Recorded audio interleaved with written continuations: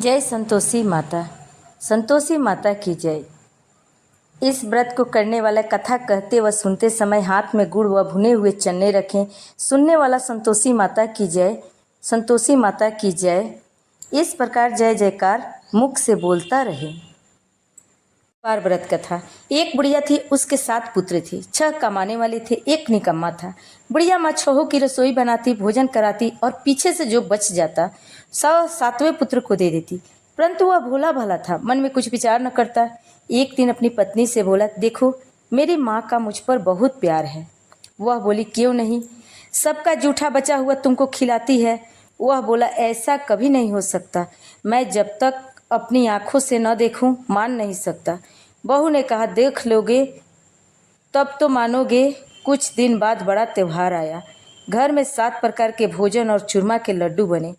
वह जांचने को सिर दर्द का बहाना कर पतला कपड़ा सिर पर ओढ़कर रसोई में सो गया और कपड़े में से सब देखता रहा।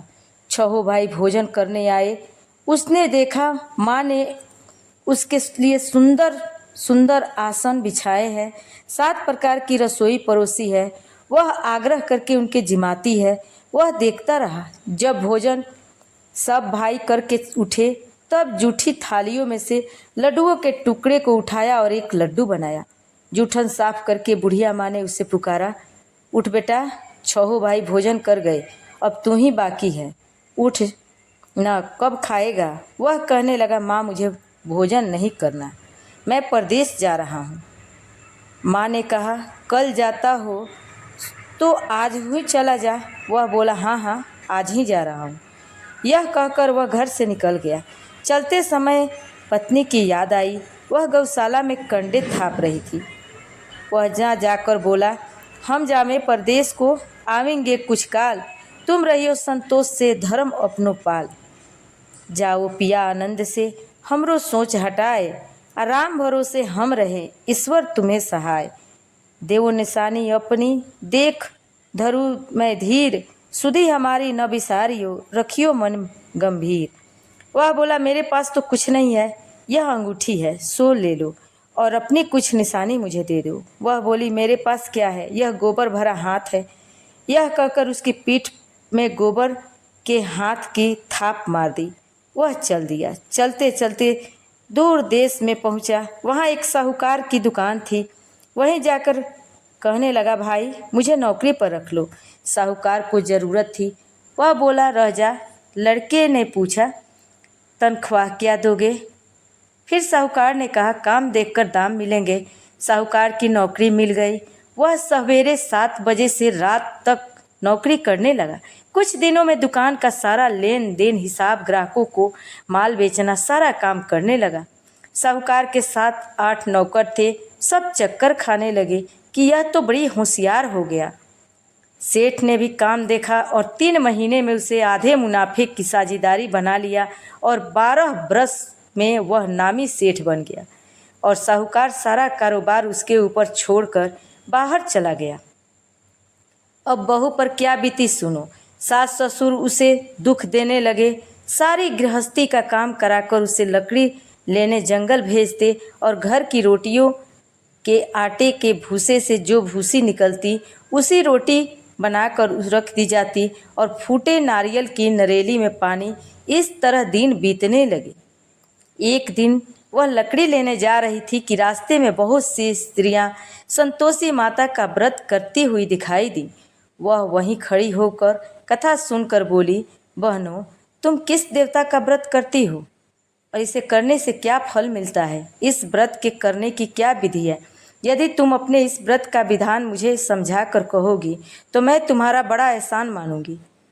तब उनमें से एक स्त्री बोली, सुनो, यह संतोषी माता का व्रत है।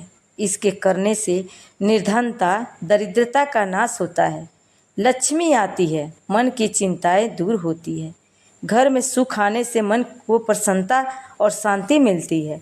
यह सुनकर बहुत चल दी। रास्ते में लकड़ी के बोझ को बेच दिया और उन पैसों से गुड़ चना ले माता के व्रत की तैयारी कर आगे चलने लगी और सामने मंदिर देख पूछने लगी, यह मंदिर किसका है? लोग कहने लगे, संतोषी माता का मंदिर है। यह सुन माता के मंदिर में जा माता के चरणों में लौटने लगी। दीन हो विनती करने लगी, माँ मैं निपट मूर्ख हूँ, व्रत के नियम कुछ नहीं जानती, मैं बहुत दुखी हूँ। हे माता जगत जननी मेरा दुख दूर करो, मैं तेरी शरण हूँ। माता को दया आई। एक शुक्रवार बीता कि दूसरे शुक्रवार को ही उसके पति का पत्र आया और तीसरे को उसका भेजा हुआ पैसा भी आ पहुंचा। यह देख जेठानी मुंह सिकोड़ने लगी, इतने दिनों में इतना पैसा आया, इससे क्या बड़ाई है। लड़के ताना देने लगे। काकी के पास अब पत्र आने लगे, रुपया आने लगा। अब तो काकी की खातिर बढ़ेगी, अब तो काकी बुलाने से भी नहीं बोलेगी। वह बेचारी सरलता से कहती, भैया रुपया आवे पैसा आवे तो हम सबके लिए अच्छा है। ऐसा कहकर आंखों में आंसू भरकर संतोषी माता के मंदिर में आ मातेश्वरी के चरणों में गिरकर रोने लगी। माँ मैंने तुमसे पैसा नहीं मांगा, मुझे पैसा से क्या काम है, मुझे तो अपने सुहाग से काम है, मैं तो अपने स्वामी के दर्शन और सेवा मांगती हूँ। तब माता ने प्रसन्न होकर कहा, जा बेटी तेरा स्वामी आएगा। यह सुनकर खुशी से बावली वो घर जा काम करने लगी। अब संतोषी माँ विचार करने लगी, इस भोली भाली पुत्री से मैंने कह तो दिया कि तेरा पति आएगा, पर आएगा कहाँ से? वह तो इसे स्वप्न में भी याद नहीं करता, उसे याद दिलाने के लिए मुझे जाना पड़ेगा। इस तरह माता बुढ़िया के बेटे के पास जा स्वप्न में प्रकट हो कहने लगी, साहूकार के बेटे सोता है कि जागता है?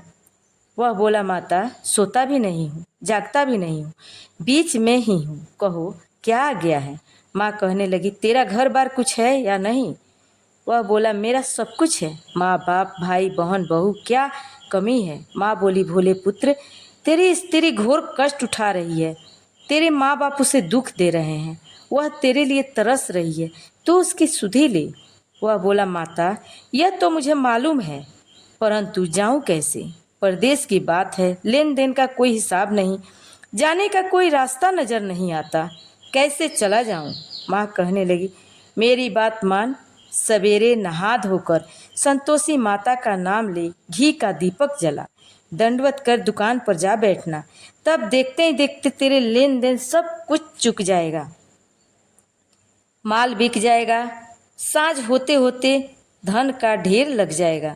तब सवेरे बहुत जल्दी उठ नहा धोकर संतोषी माता को दंडवत कर घी का दीपक जला दुकान पर जा बैठा। थोड़ी देर में वह देखता है कि देने वाले रुपया लाए, लेने वाले हिसाब लेने आए, कोठे में भरे सामानों को खरीदार नगद दाम से सौदा करने लगे। शाम तक धन का ढेर लग गया। माता का यह चमत्कार देख खुश हो मन में माता का नाम ले घर के ले जाने के लिए गहना कपड़ा खरीदने लगा और वहाँ काम से निपट तुरंत रवाना हुआ। वहाँ बहू बेचारी जंगल में लकड़ी लेने जाती, लौटते वक्त माता जी के मंदिर में विश्राम करती। वह तो उसका रोज रुकने का स्थान ठहरा। दूर से धूल उड़ती देख वह माता से पूछती है, हे माता यह धूल कैसे उड़ रही है? माँ बोली, हे पुत्री तेरा पति आ रहा है, अब तू ऐसा कर लकड़ियों के 3 बोझ बना ले, एक नदी के किनारे रख, दूसरा मेरे मंदिर पर और तीसरा अपने सिर पर रख।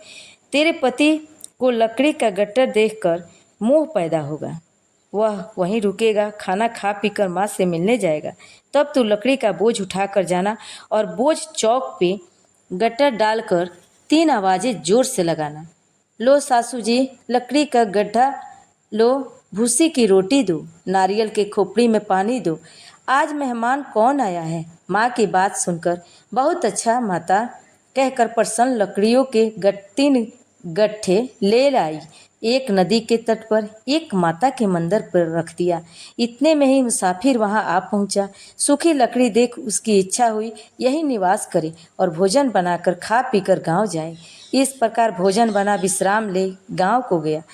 सबसे प्रेम से मिला। उसी समय बहू सिर पर लकड़ी का गट्ठा लिए आती है। लकड़ी की भारी बोझ आंगन में गिरा जोर से 3 आवाज़ देती है, लो सासू जी लकड़ी का गट्ठा लो, भूसी की रोटी दो, नारियल के खोपड़ी में पानी दो, आज मेहमान कौन आया है? यह सुनकर उसकी सास अपने दिए हुए कष्टों को भुलाने हेतु कहती है, बहू ऐसा क्यों कहती है?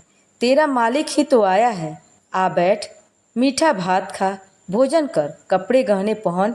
इतने में आवाज़ सुन उसका स्वामी बाहर आता है और अंगूठी देख व्याकुल हो माँ से पूछता है, माँ यह कौन है? माँ कहती है, बेटा तेरी पत्नी है।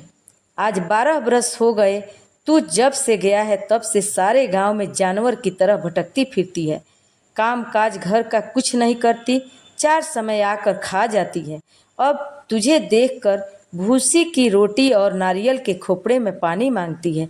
वह लज्जित हो बोला, ठीक है माँ, मैंने इसे भी देखा है और तुम्हें भी देखा है।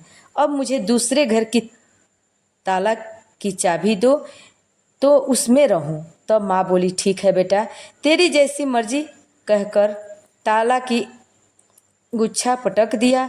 उसने ताले ले दूसरे कमरे में जो तीसरी मंजिल के ऊपर था खोलकर सामान जमाया। एक दिन में ही वहां राजा का महल जैसा ठाट बाट बन गया। अब क्या था, वे दोनों सुखपूर्वक रहने लगे।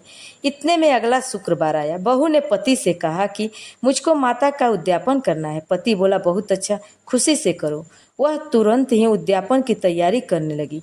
जेठ के लड़कों को भोजन के लिए कहने लगी। उन्होंने मंजूर किया, परंतु जेठानी अपने बच्चों को सिखाती है, देखो भोजन के समय सब लोग मिठाई खट्टाई मांगना, जिससे इसका उद्यापन पूरा न हो। लड़के झिमने आए, खीर भर पेट खाई, परंतु याद आते ही कहने लगे, हमें कुछ खटाई दो, खीर खाना हमें भाता नहीं, देखकर अरुचि होती है। बहू कहने लगी, खटाई किसी को नहीं दी जाएगी, यह तो संतोषी माता का प्रसाद है। लड़के उठ खड़े हुए, बोले, पैसा लाओ। भोली बहू कुछ जानती नहीं थी, सो उन्हें पैसे दे दिए। लड़के उसी समय उठकर इमली खाने लगे। यह देख बहू को माताजी ने कोप किया। राजा के दूत उसके पति को पकड़ कर ले गए। जेठ जेठानी मनमाने खोटे वचन कहने लगे। लूट लूट कर धन इकट्ठा कर लाया था, सो राजा के दूत उसे पकड़ कर ले गए। अब सब मालूम हो जाएगी जब जेल की हवा खाएगा। बहू ने ये वचन सुनकर सहन नहीं हुए, रोती रोती मंदिर में गई और बोली, हे माता, तुमने यह क्या किया? हंसाकर अब क्यों रुलाने लगी? माता बोली, पुत्री, तुमने उद्यापन करके मेरा व्रत भंग किया, इतनी जल्दी सब बातें भुला दी। वह कहने लगी, माता भूली तो नहीं, न कुछ अपराध किया है, मुझे तो लड़कों ने भूल में डाल दिया है, मैंने भूल से उन्हें पैसे दे दिए, मुझे क्षमा करो। माँ बोली, ऐसी भी कहीं भूल होती है? वह बोली, माँ मुझे माफ़ कर दो, मैं फिर तुम्हारा उद्यापन करूँगी। माँ बोली, अब भूल मत करना। वह बोली, अब भूल न होगी। माँ अब तुम बताओ वे कैसे आएंगे? माँ बोली, जा पुत्री, तेरा पति तुझे रास्ते में ही आता मिलेगा। वह घर को चली। राह में पति आता मिला। उसने पूछा, तुम कहाँ गए थे? तब वह कहने लगी, इतना धन जो कमाया है उसका टैक्स राजा ने मांगा था, वह भरने गया था। वह प्रसन्न हो बोली, भला हुआ, अब घर को चलो। कुछ दिन बाद फिर शुक्रवार आया। वह बोली, मुझे माता का उद्यापन करना है। पति ने कहा, करो। फिर जेठ के लड़कों को भोजन को कहने गई। जेठानी ने एक दो बात सुनाई और लड़कों को सिखा दिया कि तुम पहले ही खटाई मांगने लगना। लड़के भोजन से पहले ही कहने लगे, हम खीर खाना नहीं भाता, जी बिगड़ता है, कुछ खटाई खाने को दो।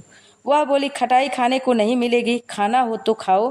वह ब्राह्मण के लड़कों को लाकर भोजन कराने लगी। यथाशक्ति दक्षिणा की जगह एक एक फल उन्हें दिया। उन्हें संतोषी माँ प्रसन्न हुई। माता की कृपा होते ही 9वें मास उसको चंद्रमा के समान सुंदर पुत्र प्राप्त हुआ। पुत्र को लेकर प्रतिदिन वो बहू माता जी के मंदिर में जाने लगी। माँ ने सोचा कि यह रोज आती है, आज क्यों न मैं इसके घर चलूं, इसका आसरा देखूं तो सही। यह विचार कर माता ने भयानक रूप बनाया। गुड़ और चने से सना मुख, ऊपर सूंड के समान होठ, उस पर मक्खियाँ भिनभिना रही थी। दहलीज पर पाँव रखते ही उसकी सास चिल्लाई, देखो रे, कोई चुड़ैल चली आ रही है, लड़कों इसे भगाओ, नहीं तो किसी को खा जाएगी। लड़के डरने लगे और चिल्लाकर खिड़की बंद करने लगे। बहू रोशनदान से देख रही थी। प्रसन्नता से पागल होकर चिल्लाने लगी, आज मेरी माता मेरे घर आई है, यह कहकर बच्चे को दूध पीने से हटा दिया। इतने में सास का क्रोध फूट पड़ा। बोली, इसे देखकर कैसी बुतावली हुई है जो बच्चे को पटक दिया। इतने में माँ के प्रताप से जहाँ देखो वहीं लड़के ही लड़के नजर आने लगे। वह बोली, माँ जी, जिनका मैं व्रत करती हूँ वह संतोषी माता है। इतना कह झट से। तो भक्तजनों, आज की कथा यहीं पर समाप्त होती है।